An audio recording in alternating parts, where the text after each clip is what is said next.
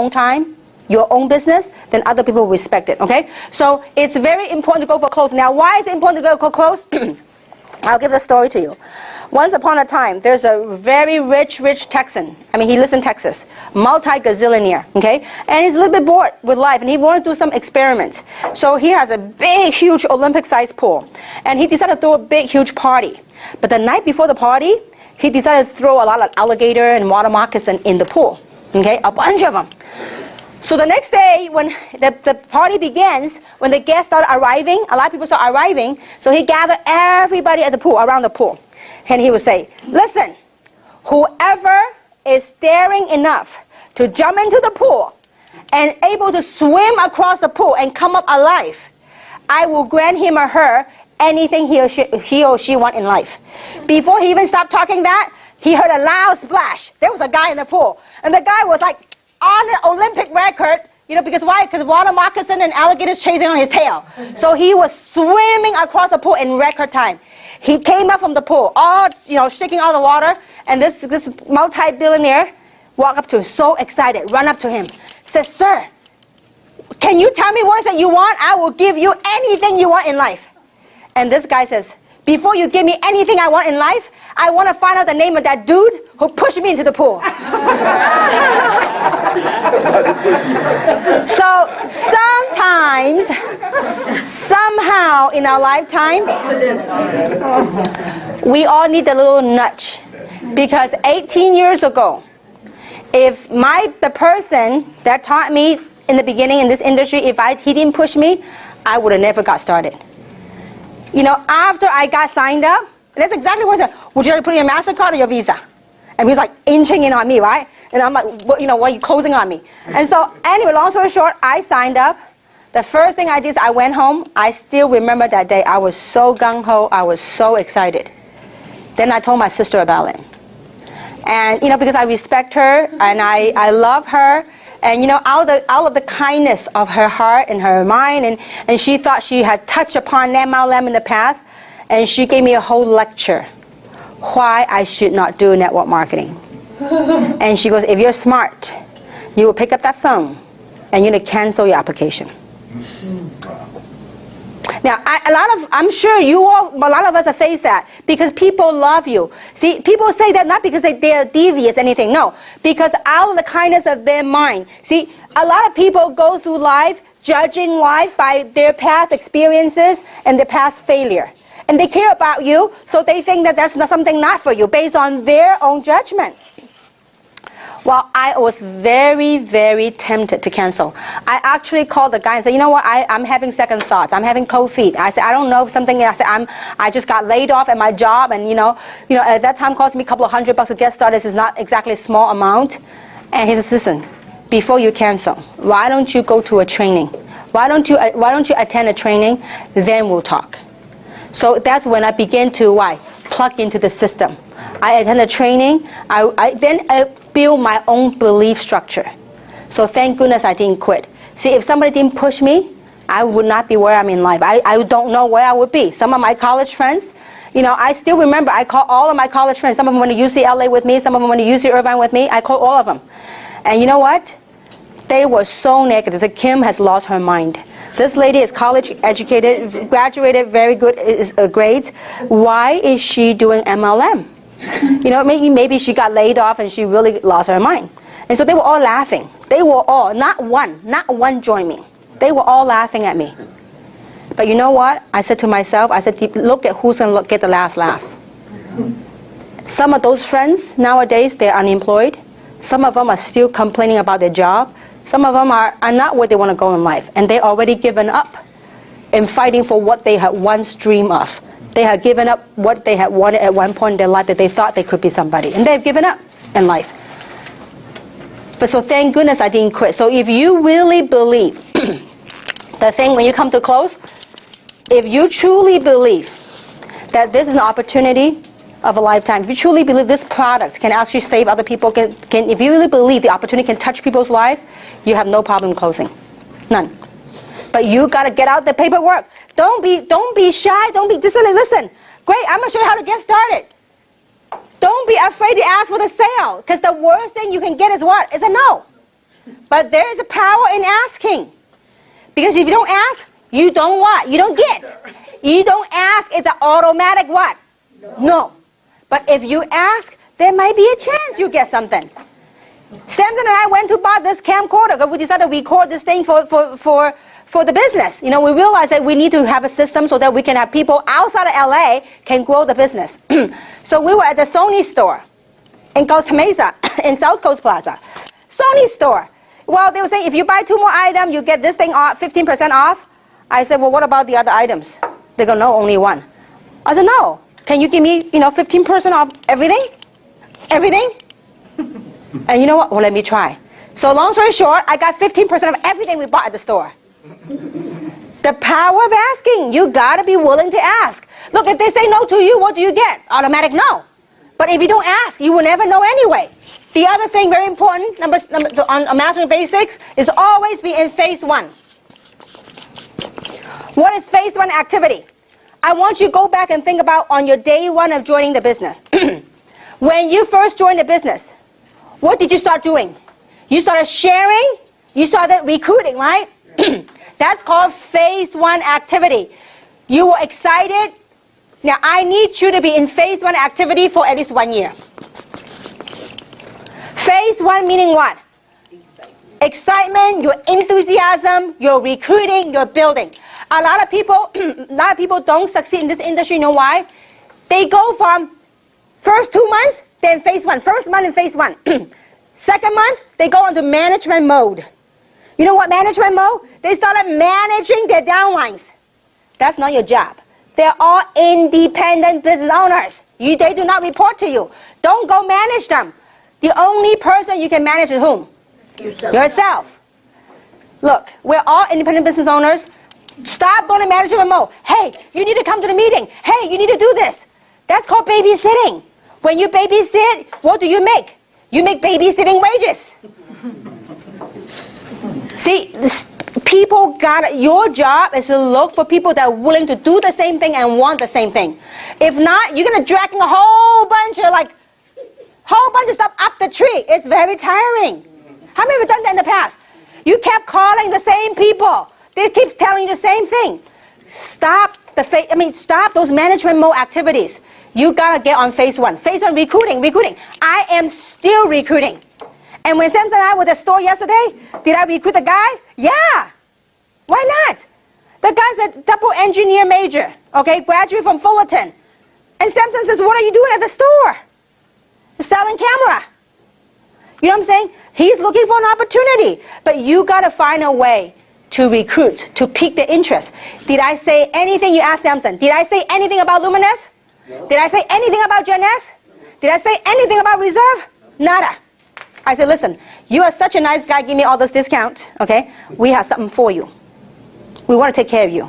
You call us. If you're looking for a way out, so he talked about his job, and so we said, if you're looking for a way out, we got something for you. Get the information. Now, so you got to go on phase 1. Phase 1 activity is very important. If you only keep on, the first month you recruited, and you bang on the people that you recruited make your fortune, golden rules. The people that joined you, this is very golden. The golden rules when you start building a team. The people that are with you today, trust me, some of them will not stay. It is okay. Let it go. Our job is to go out there and identify the people that want the same thing and willing to do the same thing. Not just say, I want to make $20,000 a month, and yet they're not willing to do the work. Okay? So phase 1 activity is very important. Any questions so far? No? Okay. So phase 1 now. The other thing I want to touch upon. How long do you think is the phase 1 honeymoon period? Honeymoon period or phase 1? I would say if you really want to succeed, phase 1 at least 1 year. Okay. Now, but what I mean phase 1 is this. You always recruit. I'm always recruiting. I'm still recruiting. Okay? But when you have people as a leader, when you recruit it as a good one that they really want, that they're really active, they have strong desire, then you chase them. You work with them. You tap their network. Because this is very important. You are phase 1. Now see, When you first join the business, 100% of your activity is phase one, recruiting, recruiting, recruiting. But once you got some people going, guess what? You got to support your team. Now, if your team wants it, see, I'll give you an example. Before, 5 years ago, I started a business, the previous company. I called 202 people, 202, 203 people. 185 say no. Okay? 17 said yes. Did you use your phone book to have the numbers? Warm contact. All of my contacts. So that actually is a whole different training. Family. Anybody that you know by first name basis. You got to do some memory jogging. Okay? When you run into people, you start putting them on the list. Okay? So that's a whole different training on a new... We're going to have a different kind of training on recruiting. But anyhow, I'm just going to give you a set of statistics. Start with 202 people. I sponsor 17 people the first 2 months. Then after that, the next year, I have no time to sponsor anybody. You know why?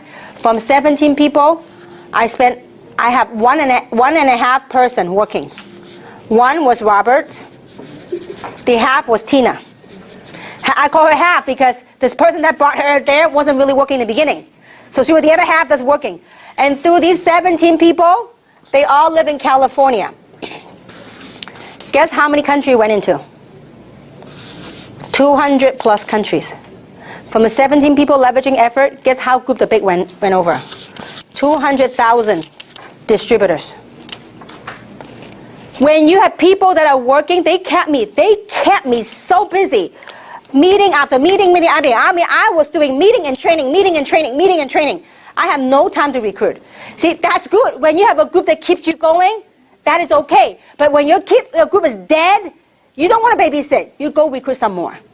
Okay? So this is the statistics. Guys, you have to accept it. The golden rules. That your job is go out and sort and look for the right kind of people. And the way we sort, it's a sorting game, guys.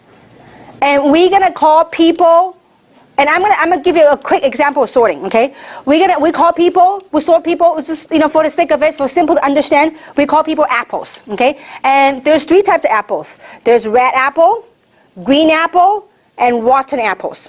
Okay, 3 types of apples. Now, our goal, our job is to look for red apples. Red apples, red, delicious, juicy. They're the one that's fun and say yes to your business. Okay? The red apple is like people that are willing to do the work. They're excited. These are the kind you're looking for. The green apples, the one that they're not ripe yet. They have a lot of questions. Question after question after question after question. And they will find different forms of questions to ask you. In the same context, okay? So the green apple, people have questions.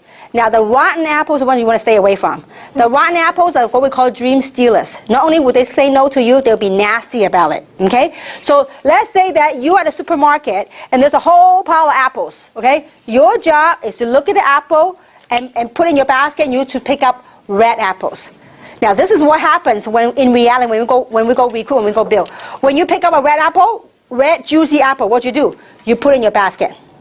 Then when some of you reach out and find a green apple, you know what some of you will do? You will talk so much. Hey, green apple, wake up, turn into red. It won't. When you put a green apple, you can say when you have time, you can spend 20% of your time with the green apple. But 80% of your time with the red apple. Because sometimes green apple can turn into red apple later. Once you answer all the questions. Miracle. Now, when you reach in the pile and you reach and you got a mushy, gushy stuff and you pick it up, it's a rotten apple. What do? Are you going to say, rotten apple, please, please, be well? It won't. It's a rotten apple. What you do? Throw it away. But too many times people get so attached to the rotten apple that you try to save it and you try to save it and before you know it, that rotten apple got to you. And you got rotten with it. The stuff that they say, it began to make sense to you. And before you know it, you go down along with it. But our job, this is how you not get emotional attached to it. Your job is to look for red apples. People that want red apples, people are excited, people have enthusiasm, people have the right attitude. People want to do something with life because there's so many people out there, they want nothing out of life. They are happy with whatever, that's fine. But you want to look for people that want to go somewhere in life. So you're out there looking for red apples. Okay? So what did I do? I sort.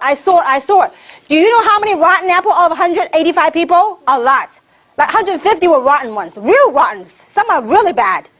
So what did I do? I tossed them so fast. I don't even recall what they said. At the time it was so bad, I said, adios, bye, go next one. But a lot of people, they don't understand the power in the numbers. It's not what these 17 people did, but it's whom they led me to. It's not what some of them did. I brought one of the person that brought me to Tina.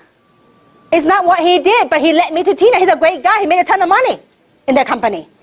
But he led me to Tina, led me to a whole bunch of people in China.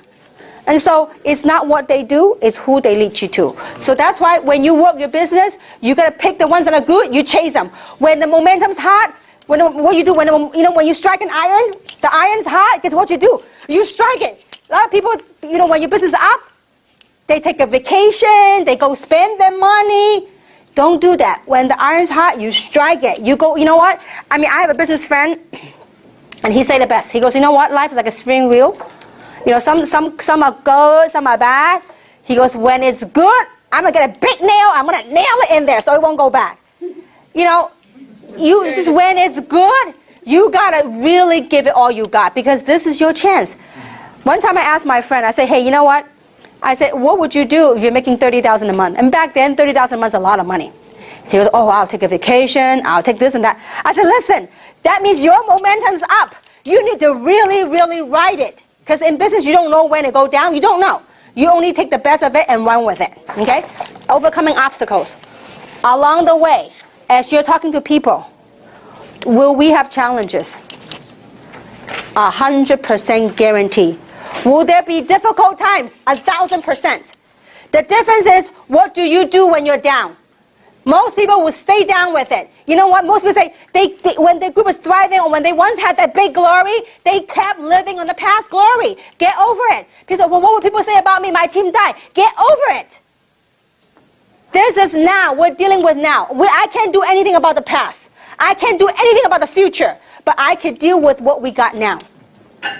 If you can't drop your ego about your past success, you know what? The past success may be a one-time luck. That past success may be a one-time gig. But if you are as good as you think you are, you're going to stand up and you do it one more time.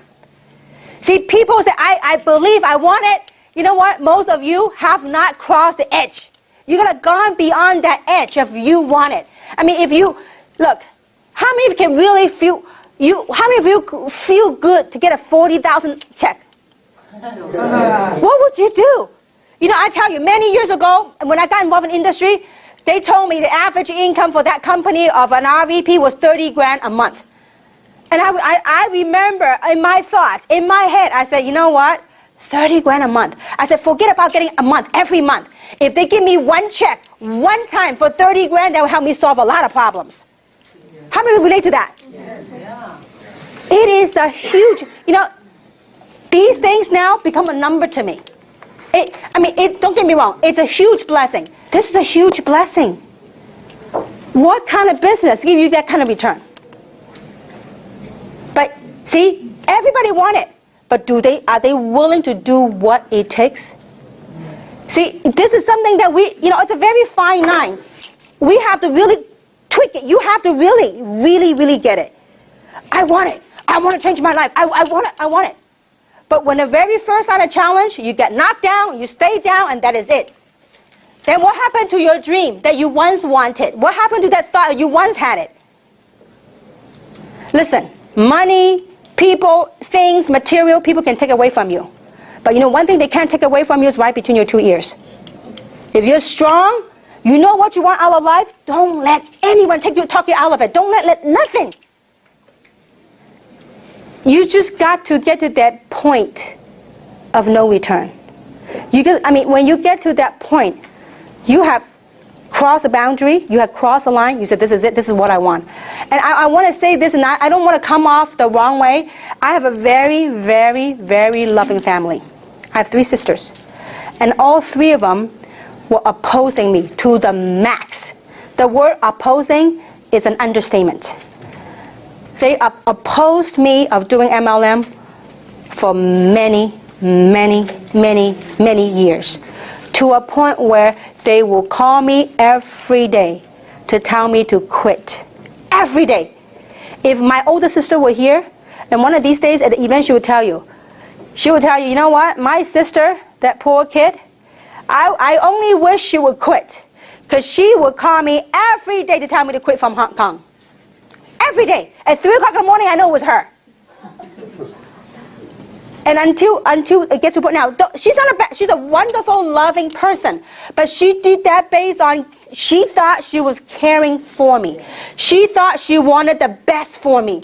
Because her experience with MLM wasn't that good. But she thought she had experience when all she did was had maybe like one meeting of a water filtration company. She didn't even join. Okay, so it was maybe that one incident. So she based her whole perception about MLM and every day trying to talk me out of the game. It wasn't until the day I told her, listen, if you do not have anything good to say about my business, about my dream, about my goals, my journey that I chose, please don't call me anymore. You can call me about anything else, but don't say anything about what I do. See, I had drawn the line. Until you draw the line, then you become successful. You have to get good at it. See, many people in their mouth, they say, I believe in Jeunesse. I believe the product. I believe in Jeunesse. I believe I can make money. And yet they're not making the money. You know why? What you say, what you think, and what you do are two different things. When you say you want it, you want to be successful, you want to retire your job, you want to retire your husband, you want to walk away from your job, if you really want it bad enough, you know what? You're going to put massive action behind what you say. Then things will happen. You got to get over your own fear. Because you know what? What stops most people is our own fear. We worry about this. We worry about what people say. We worry about that. There's too many things to worry about. You ask me, you know, some of you, if you hang around me with my sisters, I'm the most quiet one in my whole family. Some of them, out of their kindness, they think they're very fashionable. They will laugh at me what I wear. This don't match, the color don't match. Do I give a dime? No. I said, this is me. I think it looks great on me. And I move on. But some people go, oh, maybe they're right. Maybe I need to change this. I change it. You got to be you. And you got to face your own fear. Don't worry about what other people say. Listen, will other people say this is a scam? Will other people say product don't work? I can guarantee you 1,000%. You got to be firm in what you want and you face your own fear. Look, if you have no more warm market, talk to cold market. But you're not going to recruit a cold market right away. You strike a conversation, find out what they need, and you go from, you know, like playing baseball, from first base, second base, you go from base to base. Learn about them, and you know what, eventually you're going to start building. You got to get good at bringing people. You got to get good at talking to people. If you talk to nobody, there's no way you can build a business. You must, by always attend a meeting is not going to help you. You need to attend a meeting with somebody. But in your learning process, while you're attending the meeting, you can learn. You can grow from it. You get good at it. But you got to get good at also inviting people. Okay? Now, another thing very important. So, overcoming obstacle. We all have it. The biggest obstacle that we have to overcome